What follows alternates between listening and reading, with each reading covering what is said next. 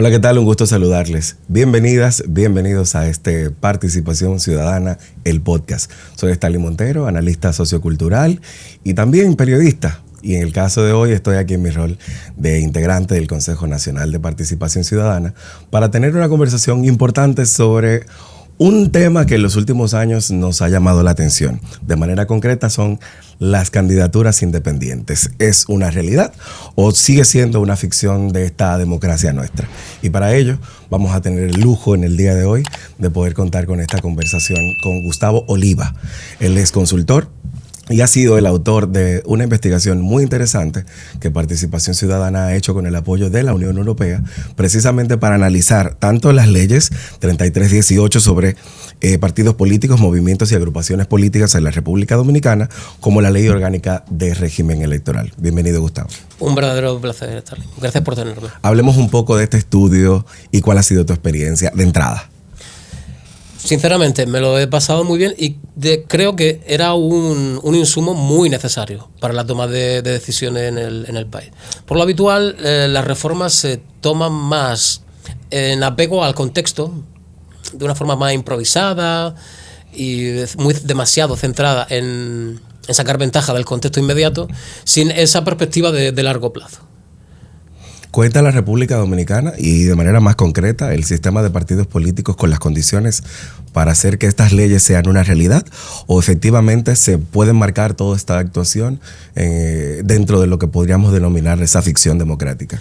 Si hay voluntad, se puede. Y hay un incentivo extra en el contexto en el que estamos ahora, que empiezan a ser necesarias para regenerar el sistema, bajo el riesgo de que, aunque no vaya a ser algo inminente, seguramente en el medio plazo el sistema comienza a entrar en crisis para autorregularse.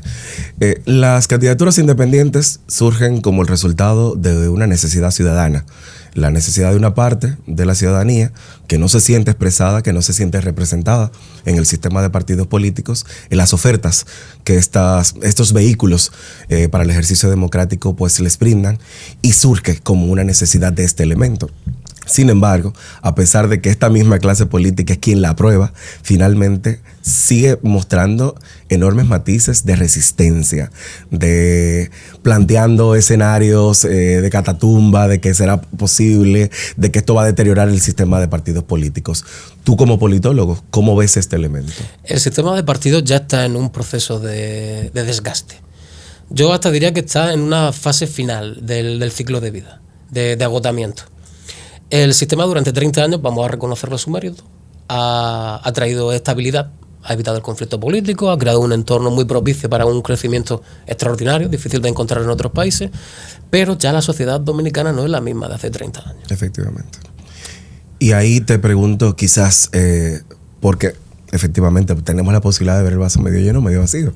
El sistema político tiene muchos elementos por mejorar, pero es el que ha sido capaz de garantizar esta estabilidad política en sentido general que tenemos y en términos de condiciones materiales para la ciudadanía. ¿Qué debe hacer el sistema de partidos políticos para poder garantizar una regeneración que pueda tener a la gente, a la ciudadanía como parte central de su política? Son precisamente estas reformas, tal como las hemos diseñado, con una perspectiva, vamos a decir, secuencial, incremental, no pretenden ser disruptivas y generar grandes cambios que podrían llevar precisamente a detonar esa crisis que estamos intentando evitar. Implementar este tipo de reformas que son muy moderadas y muy secuenciales podría ser una muy buena solución para comenzar a alinear de nuevo a la sociedad y al sistema de partido y al sistema electoral. Esa incompatibilidad creciente, esa brecha, realinearla y estrecharla. Hablemos un poco sobre el régimen legal. ¿Cómo posibilita este marco normativo las condiciones para que se pueda producir esto? ¿Y en qué medida realmente podría hacerse efectivo el tema de las candidaturas independientes? Tiene un respaldo constitucional. O sea, efectivamente. Por sentencia, hasta incluso se mandata al legislador que la figura del candidato independiente sea viable. Es decir, que no solamente sea un simulacro legislativo en el que nominalmente aparece reconocido el derecho, pero que luego le imponen una serie de trabas que hacen que una candidatura independiente no sea viable. Y en esa dirección, ¿por qué entiendes que existe tanta resistencia desde los partidos políticos para poder viabilizarla y hacerla efectiva? ¿Por qué no verla más bien como una oportunidad? Sí, y hay que hacer un trabajo para convencerlo. En cierta manera natural que uno, cuando alcanza cierto estatus, cierta posición, la defienda. El temor a perder el terreno conquistado. Lo conquistado, exactamente. Y en cierta medida es comprensible. De hecho, parte de mi trabajo es hacer una reforma que, desde la perspectiva del legislador, sean tranquilizadoras. Que le vean la utilidad, pero no la sientan como una amenaza. Que les dé calma, que les calme, ¿no? Y ahí te pregunto, porque estudias en este momento la realidad de la República Dominicana a la luz de estas dos leyes y en este enfoque que tienes, pero también conoces las condiciones reales de la política y del sistema de partidos políticos en la región de América Latina y el Caribe. ¿Cómo ves y sobre todo qué diferencias marcadas ves entre unas realidades y otras? Con respecto a las candidaturas independientes. Exacto. Hay en el estudio hago un análisis comparado que tiene como resultado una categorización. Yo identifico 3 tipos de régimen electoral en función de la forma en la que regulan las candidaturas independientes. El criterio para esa clasificación es básicamente el desempeño, es decir, qué resultados obtienen los candidatos independientes. Y hay tres regímenes. El régimen de apertura nominal, estamos repitiendo términos que correspondería a Honduras y El Salvador. El régimen flexible, que sería el de Chile y Panamá, que son los más avanzados, donde tienen décadas ya de experiencia en la concurrencia de candidatos independientes, financiamiento, y luego los regímenes restrictivos, que sería un punto intermedio. Ahí encajaría en México y Colombia.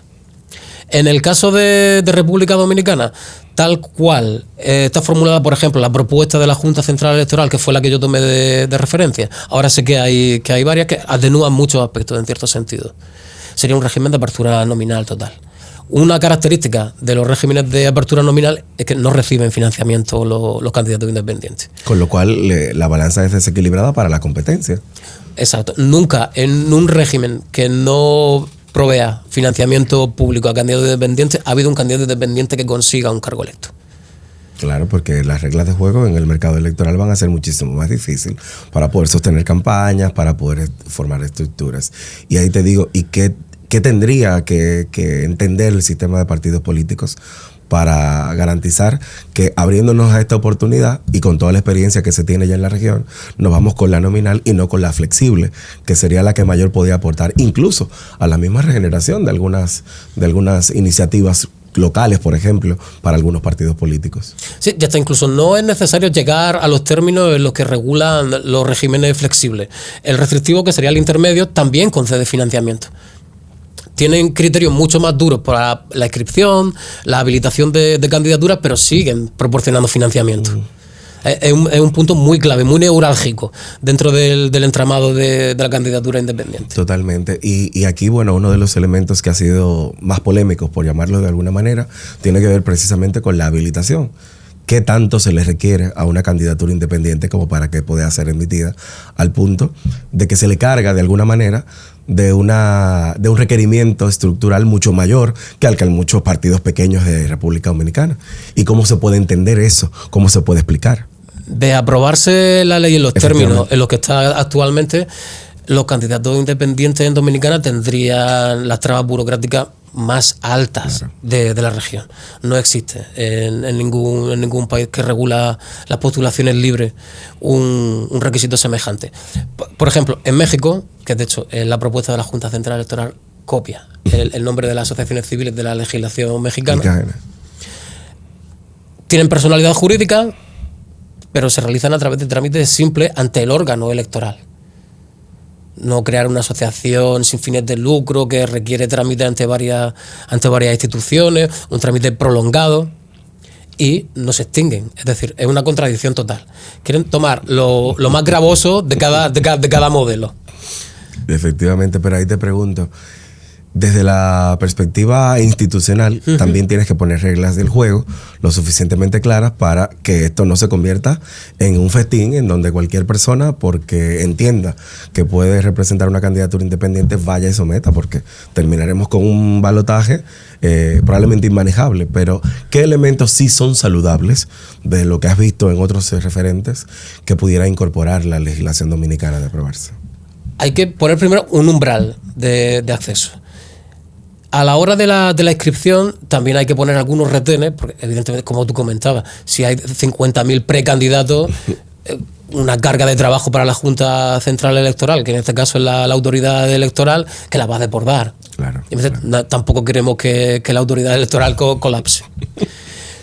Pero principalmente el umbral de firma y anteriormente un requisitos fiscales, de registro fiscal, y simplemente ante un notario de crear una asociación que es instrumental, que solamente es para elecciones si no se le quiere dar personalidad jurídica.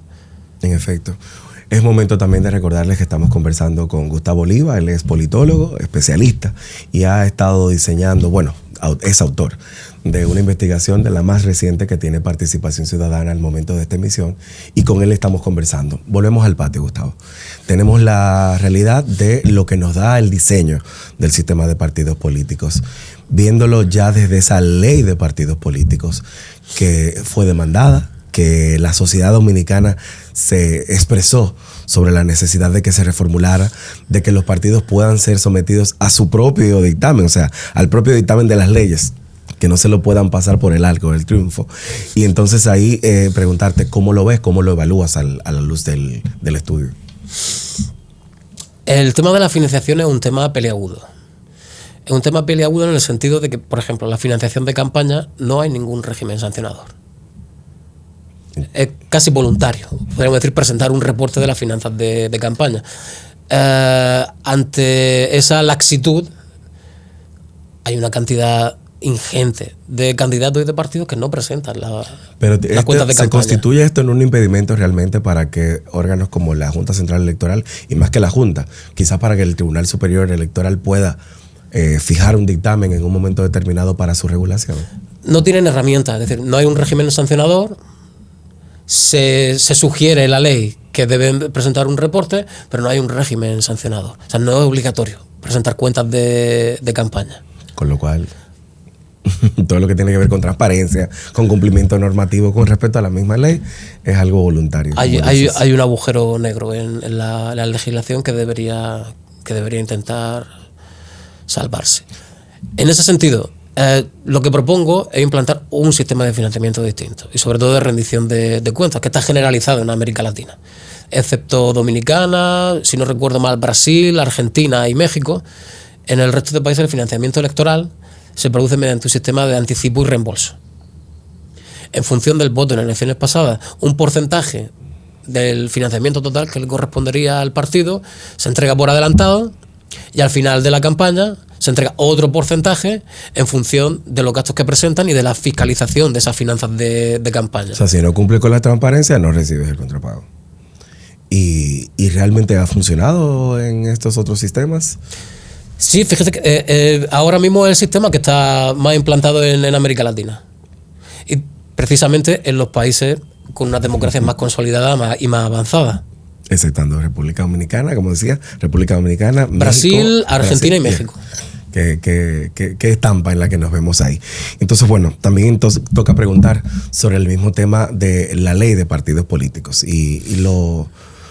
Seré enfático en esto porque, insisto, en la última década República Dominicana estuvo involucrada en procesos de reclamo social desde la ciudadanía para hacer que los partidos políticos se fortalecieran, para garantizar incluso que aparecieran proyectos con posibilidad de ser opciones de poder para que la gente pueda escoger partidos políticos y propuestas políticas con mayor calidad, que estén no basadas necesariamente en el clientelismo, en prácticas clientelares, sino en elementos que estén más cercanos a los reclamos y a las necesidades de la población. Sin embargo, a la luz de lo que nos planteas en el análisis del estudio, pareciera que tanto el tema de las candidaturas independientes como de la posibilidad de que partidos emergentes puedan entrar en condiciones de competencia, no sean realmente del todo efectivos, del todo ciertos. Sí, es un oligopolio. Un pacto entre caballeros. Una vez que estás dentro del sistema, no hay forma de sacarte. Actualmente reciben financiamiento público, ordinario, permanente, fuera del periodo electoral inclusive, 26 partidos que tienen menos de un 1% del 26 voto, partidos. Del voto. De esos 26, 18 no tienen ni un 0.5% del voto. Pero que logran reconocimiento a través del establecimiento de alianzas o donde llevan algún candidato que efectivamente logre entrar en esta. O incluso aprovechando la contradicción legal de que se supone, en teoría, según la ley, con menos de un 1% del voto, ese partido debería extinguirse, debería quitársele la personalidad jurídica. Pero hay otro artículo que se concede financiamiento a todos los partidos que tienen más de un 0.01% del voto. O sea, si existes y te votó tu mamá, te votó tu vecino, tienes derecho a financiamiento público. Claro, no van a extinguir a partidos que siguen teniendo derecho a financiamiento. Hay muchas trampas en la ley. Pero en efecto, podría existir quienes planteen el principio de que más partidos se supone que en una democracia como esta representa mayor nivel de representatividad y más pluralidad. En términos de calidad democrática, ¿es esto beneficioso para la democracia dominicana? Pluralismo hay, lo que no es competitivo. Se entiende que se debe fomentar la pluralidad de alternativas. Las alternativas son todas las mismas. A nivel programático apenas es diferenciable. Un dato que refleja muy bien esa falta de competencia, de plataformas políticas compitiendo por ganar el favor del ciudadano en base a ideas, en base a programas, en base a propuestas de política pública. De los 20 aliados que iban en las listas del PRM, 16 fueron aliados del PLD en 2016. El 80% de los aliados actuales del PRM lo fueron del PLD. Es decir, son partidos satélites que gravitan alrededor de quien esté en el poder del partido dominante. Entonces el olfato político aquí les beneficia, les dice como las garrapatas a qué animal arrimarse con mayor ahínco. Y vuelvo un poco a lo que termina siendo siempre el centro de toda la conversación democrática, que es la gente, lo que la ciudadanía plantea, lo que es mejor a los mejores intereses para las grandes mayorías. Todo esto, insisto, resurge, nace como resultado de canalizar un poco la necesidad de la gente de encontrar algo que les represente más, que se acerque más a lo decente. Hubo una vez, por allá por el 2016-17, que mientras se hacía aquel gran movimiento social de la Marcha Verde, la gente recordaba y decía, bueno, lo que andamos buscando es un poco la política de lo decente, que la decencia vuelva y se haga la norma, ¿no? ¿De qué manera, en la medida en la que no avanza, en la medida en la que no se hace efectiva tanto la ley de partidos políticos o las condiciones para que estas candidaturas independientes tengan un ahínco, como lo tiene ya constitucionalmente hablando, pero que se haga efectivo para la gente?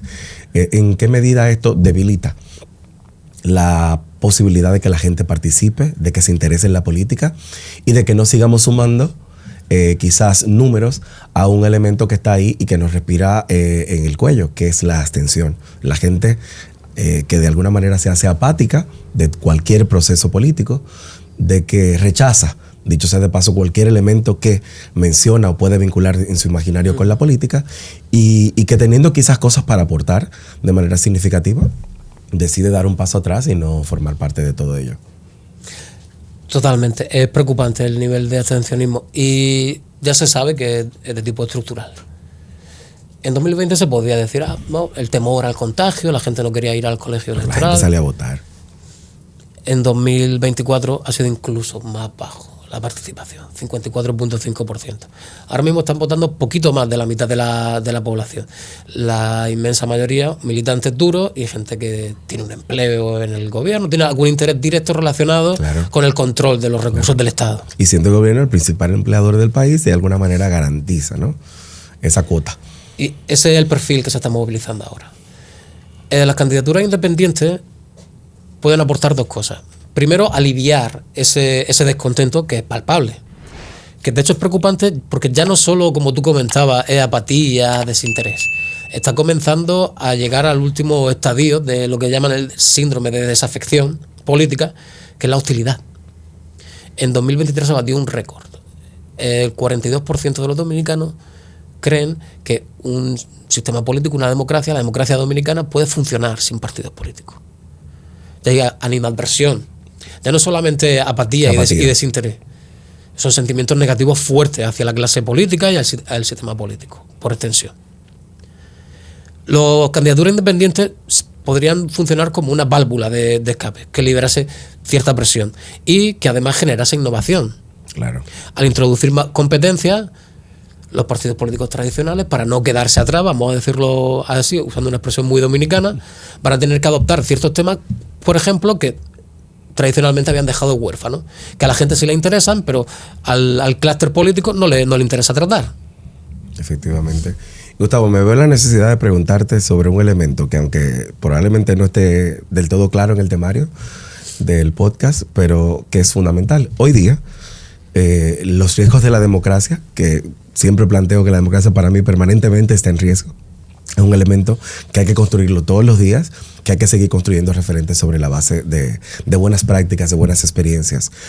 Pero tiene un lastre, que es la desinformación, y un modelo que en términos de garantizar la participación misma, pero además en términos de visualizar la calidad de la democracia, la deteriora a cada momento.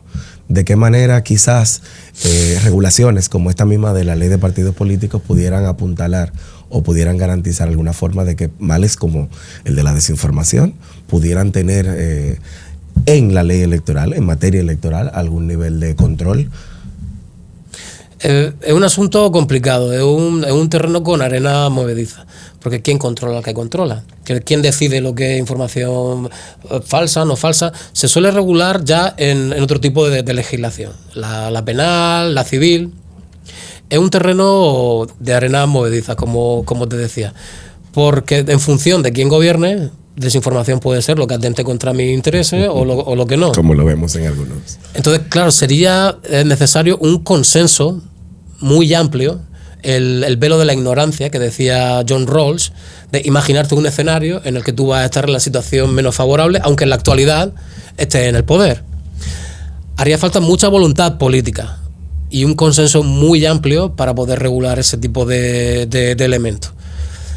El riesgo es que se instrumentalice y se convierta en una herramienta del poder para perpetuarse, acallando a la oposición. Y aquí preguntarte, porque si bien es cierto, viendo el vaso medio vacío, el sistema de partidos políticos tiene muchas cosas por mejorar, no es menos cierto que ante contextos como los que se produjeron, por ejemplo, con la cancelación de las elecciones el 20 de febrero del año 2020, hicieron los partidos políticos el ejercicio de entender y de velar por un bien superior, que era la estabilidad democrática en República Dominicana, que perfectamente, como en otras ocasiones y en otras latitudes ha ocurrido, pudo haberse roto, pudo haberse fragmentado momentáneamente. Pero un sistema de partidos políticos que muestra la capacidad de sobreponerse ante una eventualidad como esa, ¿entiendes tú que no habrá posibilidad, que no habrá grieta que pueda hacerles quizás hacer un punto de inflexión? Yo estoy seguro de que sí, de que eso va a suceder. Tarde o temprano va a suceder, porque hasta incluso por un interés egoísta. Explícame eso del interés egoísta. En ocasiones, para conservar, hay que cambiar. Efectivamente, no porque quiera, sino porque es lo único que me queda a la mano para poder seguir. Si el impulso, si la motivación no viene de dentro, hay veces que viene de fuera. Estoy seguro, y de hecho, hace unos días estuvimos en la comisión de la Cámara de Diputados que le da seguimiento a la reforma electoral, presentamos el estudio y yo sinceramente me sorprendí de la buena bienvenida que tuvieron esas informaciones para los diputados que conforman la comisión. Yo entiendo que sí, porque al final del día son gente que son racional también y les tiene que preocupar la situación. Muchas veces como se suele decir en el lenguaje coloquial, la patata caliente que se va tirando hacia adelante hasta que el problema no se puede resolver. Ese momento, ese punto de inflexión cada vez se acerca más. Sí. Mejor tomar ahora las medidas leves que se puedan ir tomando para ir creando los reajustes que esperar 10 años por mantener uno su posición de poder y de privilegio y perderla totalmente dentro de 10 años. Que la grieta se abra tanto que se constituya una ruptura. Exactamente. Y bueno, es imposible hablar en este podcast y no hacer mención de dos segmentos poblacionales sumamente importantes, mujeres y personas jóvenes. ¿Cómo ves desde la perspectiva de tu estudio la posibilidad de que las candidaturas independientes, que el fortalecimiento de esta ley de partidos políticos de alguna manera pudiera garantizar un incremento, una mejora en la calidad de la participación de estos dos sectores? Principalmente con los jóvenes son el segmento del electorado que más tiende a la abstención. Sí. Se han crecido en un ambiente totalmente distinto al de los años 90, están mejor formados, principalmente en las grandes urbes, y ya no les basta con que les ofrezcan un empleo público, en el que puedan estar cómodos. En ocasiones las familias están autónomas que ni siquiera necesitan del recurso estatal, y su voto se va a orientar por otros temas como el medio ambiente, temas como la economía, un sinfín de propuestas de política pública que tienen que ver con valores y no con un interés puramente material. ¿Y en el caso de las mujeres? En el caso de las mujeres, a nivel de participación, ellas suelen participar más que los hombres. Pero tienen menor nivel de representatividad, finalmente, es lo que termina siendo escogido. Sí, uno de los hallazgos del estudio, dos, principalmente con el tema de la representatividad de la mujer. La representación que tiene la mujer dominicana, la descriptiva, la numérica, ¿qué porcentaje del total de diputados es mujer? Está entre las más altas de América Latina, casi un 40%. Está muy cerquita de la cuota. Es muy dependiente también del tipo de mayoría, es decir, cuando un partido consigue una mayoría más aplastante, entran más mujeres, pero no por el hecho de que sean mujeres, sino que como suelen estar en la parte intermedia y baja de la lista, al aumentar el margen de victoria, entran más candidatas. Y por ende pueden entrar mayores, a pesar de que se encuentran en las últimas. Exacto.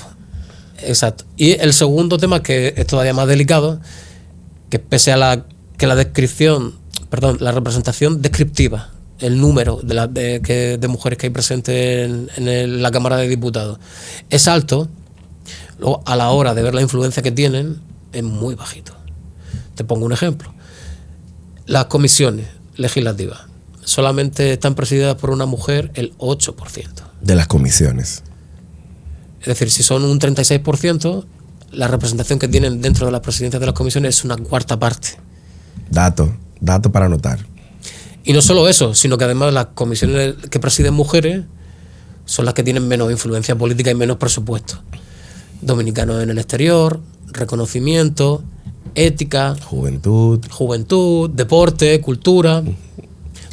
Que se corresponde con las áreas en las que usualmente los presupuestos también son más bajos en términos de políticas públicas. Exactamente.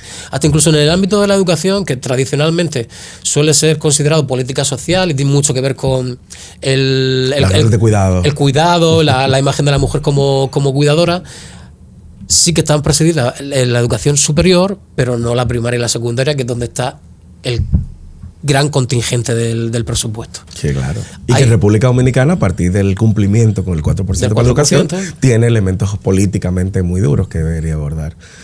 La salud tampoco está presidida por todas las áreas en las que hay un presupuesto grande y las decisiones que se tomen en esa comisión van a tener un impacto político, no están presididas por mujeres. Es decir, hay una doble brecha. Ya no es tanto la brecha representativa a nivel descriptivo, sino a nivel sustantivo. Y si me lo dices en la Cámara de Diputados, no quiero imaginarme lo que ocurre en la otra Cámara, como el Senado de la República, donde la representación de las mujeres es todavía inferior, ¿no? Con el sistema unipersonal. Wow, retos ahí en términos democráticos. Y ahora, viendo yo esa perspectiva de intentar ver con esperanza el futuro posible por construir, como recomendaciones, ¿qué ves? ¿Qué entiendes que puede adoptarse? Y de esos elementos que también forman parte de ese informe, que vamos a aprovechar también para pedirle a la gente que recuerde que puede acceder a Participación Ciudadana, nuestro portal, y que allí en la pestaña de publicaciones puede encontrarse precisamente con este estudio. Yo diría, a nivel de candidatura independiente, yo diría que eliminar la traba de crear una asociación sin fines de lucro para el registro. Equiparar el umbral de respaldo, de avales necesarios, de firmas necesarios, al de un partido de nueva creación. Un 2% del voto. Las propuestas que se están poniendo sobre la mesa van muy bien en ese sentido. Y el tema de conceder financiamiento. Yo lo que propongo en el estudio es sustituir el financiamiento que se le da ahora mismo a fuerzas que son totalmente irrelevantes a nivel político, que son los partidos satélites que comentábamos, que lo único que quieren es participar en el reparto del botín del Estado. Y seguirse garantizando la representación a pesar de los bajos desempeños. Sustituirlo por un semillero electoral para fuerzas emergentes. Es decir, para los partidos y candidatos independientes que sí consigan un respaldo de su candidatura significativo, del 2% del voto, que tengan asignado un monto que les dé un suelo mínimo de recursos suficiente para poder transmitir al electorado sus propuestas. Mediante el sistema de financiamiento que comentaba antes, el de anticipo y reembolso, que es mucho más transparente, técnicamente muy superior y no sobrecarga a la administración pública.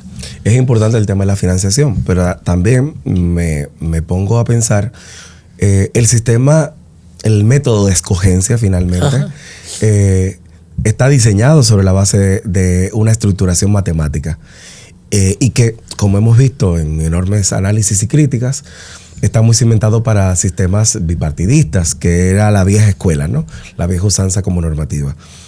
Esta realidad plantea un escenario totalmente distinto, una realidad, un mercado electoral totalmente distinto.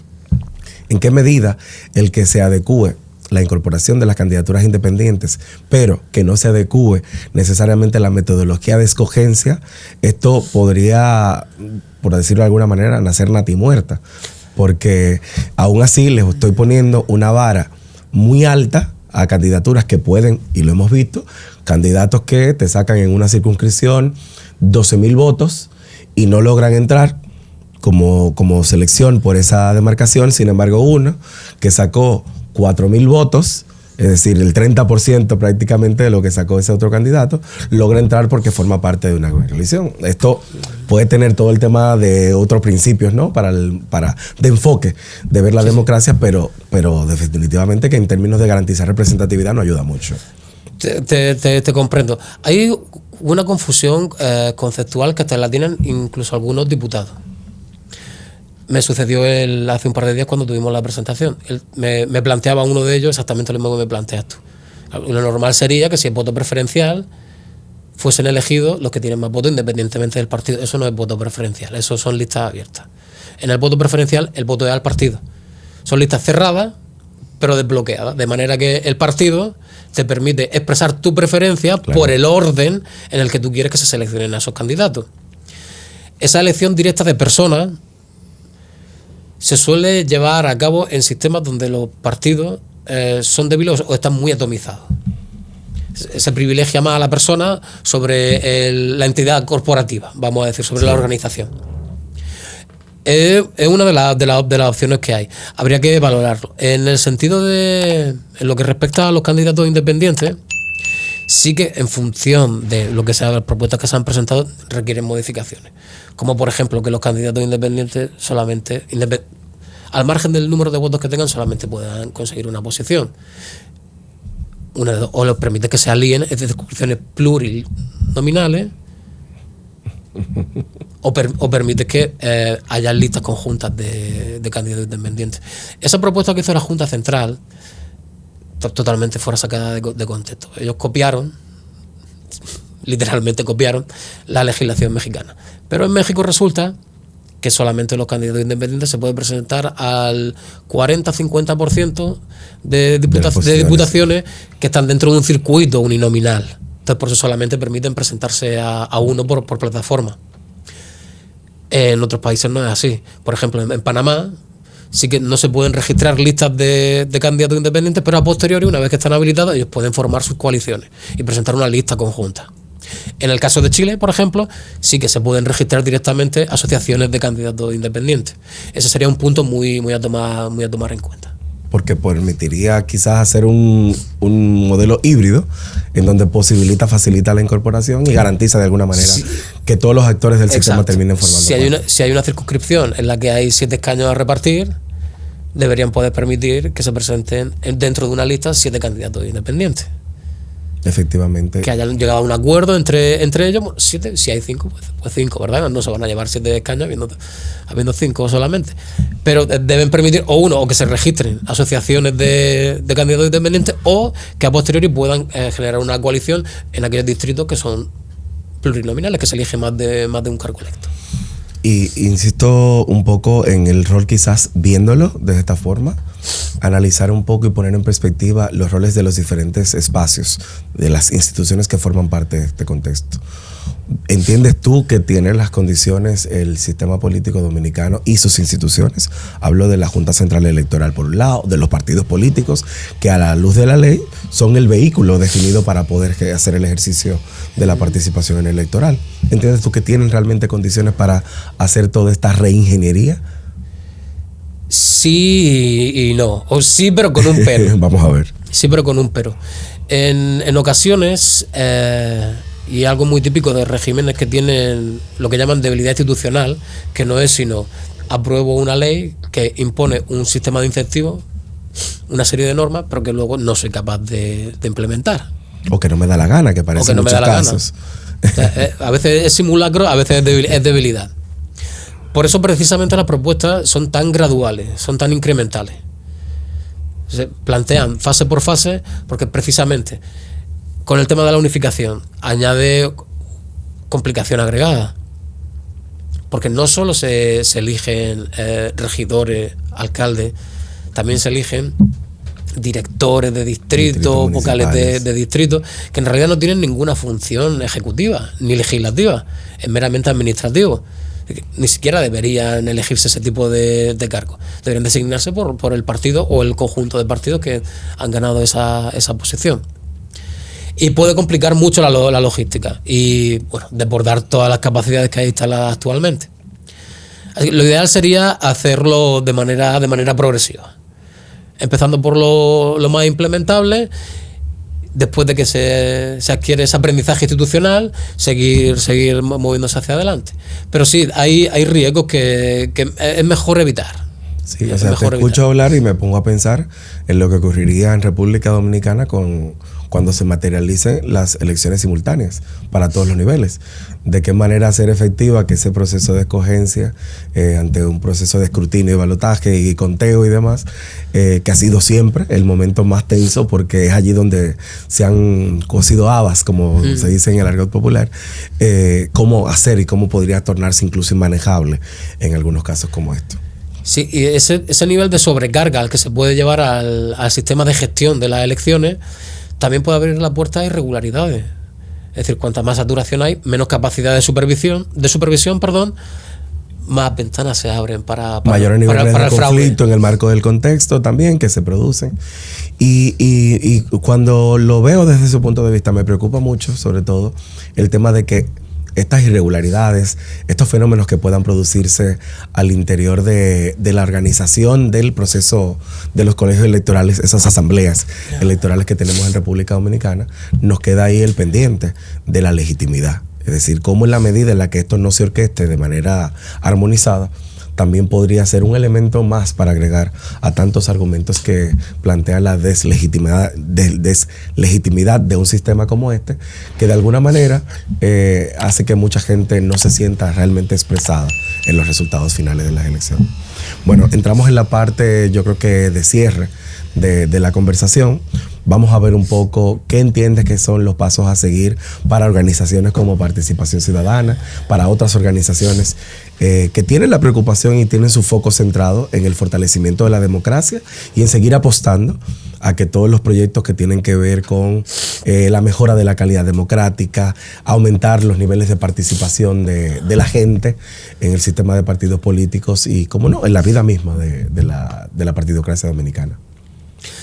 Participación Ciudadana hace un trabajo excelente. Ya han comenzado a presentar las propuestas a legisladores. Si no entiendo mal, dentro de poquito también van a ir a visitar al empresariado. Efectivamente. Y en contra de lo que yo pensaba, de mi prejuicio, en verdad, Participación Ciudadana es muy bien recibida en todos estos ámbitos. Al margen de las críticas y el juego mediático de dime y direte, suele ser muy bien recibida porque se valora también la objetividad y la intención, el propósito del estudio y de la trayectoria de Participación Ciudadana en general. Están haciendo muy buen trabajo y yo veo muy receptivo a los autores.